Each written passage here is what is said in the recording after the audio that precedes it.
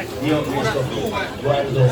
al futuro dell'Italia, dell'Europa e del mondo. Ho sentito di interpretare la responsabilità, ancora una volta, di quella età, di candidarmi per essere presente in Europa per fare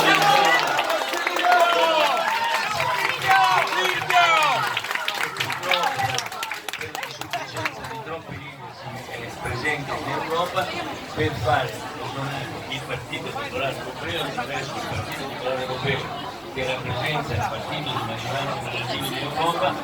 porre all'Europa dei temi di cambiamento che sono indispensabili. L'unica politica estera, mettere insieme la difesa di tutto il paese europeo per diventare una potenza militare e poter sedere al tavolo delle altre potenze militari per decidere i destini del mondo.